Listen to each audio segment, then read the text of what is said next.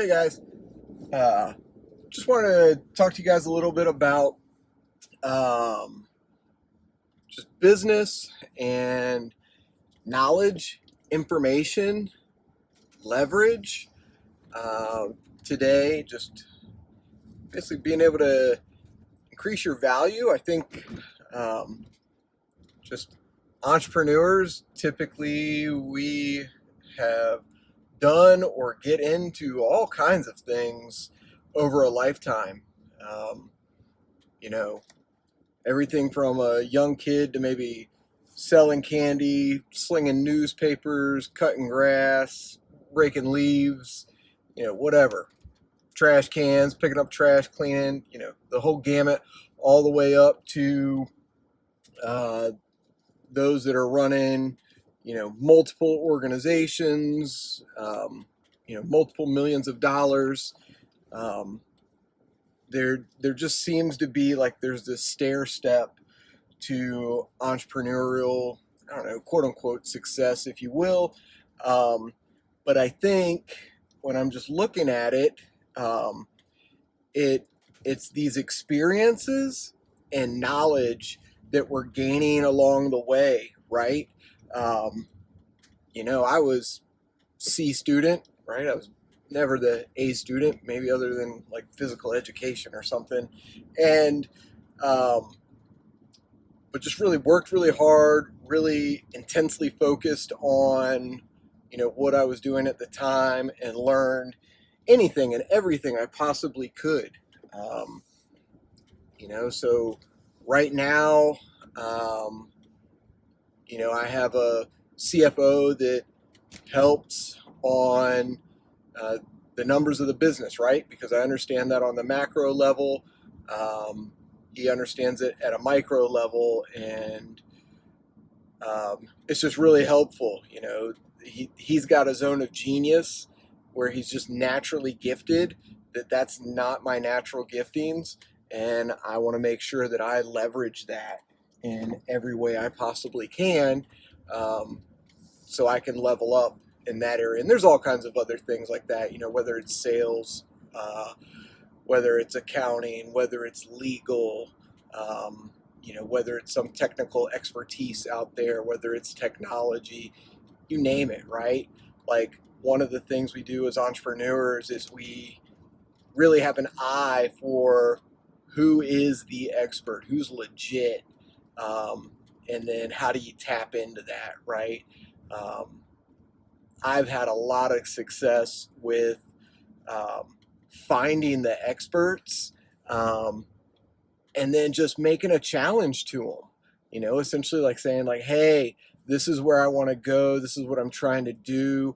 Paint the picture, paint the vision, and saying like, "Man, would you be up for a challenge like that? Could you even do it?" Um, and typically, somebody that is um, got that zone of genius in that one area, man, they're up for challenges, and they want to show you what they can do. So anyway, that's a way to leverage, whether it's talent or what have you. Um, but I just came into a situation, just information wise, where there's a business model, and it's a service based business model. Um, a lot of service-based business models are basically owner operator. These guys are buying a job. They're making money. Maybe they're trying to retire and they're trying to sell their businesses for like one times earnings. And one of the things I've found with owner operator business models is when the owner leaves the business, um, you know a big portion of the clients leave too because they liked that guy for whatever reason. There weren't systems and processes in place. So a lot of times I look at those business opportunities. I say, man, there's no way that thing's worth one time's revenue, unless you're going to step in, be an owner operator.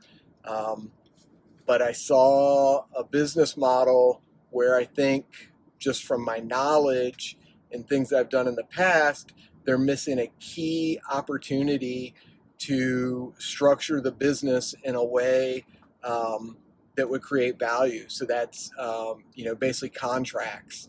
They don't have contracts in this service-based business, and one simple tweak of their process could add contracts to their business and and turn it into an actual reoccurring business model, not a hypothetical reoccurring business model where, right now they say, oh, it's reoccurring, but there's no contracts, there's no guarantees, there's nothing to fall back on for the owner, the next buyer, the investor. So I look at that and I say, well, wow, if just from that knowledge, being able to in place something in a sales process to get that contract, get somebody to sign it where they feel like they're getting a tremendous amount of value, could potentially change the metric on the business, and also could be a situation where the business would be more attractive to an executive type ownership status. So whereas you could potentially get service-based owner-operator businesses at a discount because there's not a lot of owner-operators that are looking to buy or have the capital to buy, you could potentially take several of them and combine them, put the operations in place, make that one contract tweak, and have a very viable business long term, and or increase the value of the asset, which could be sold and be attractive to executive models. So anyway, hope you guys found this helpful today. Take care.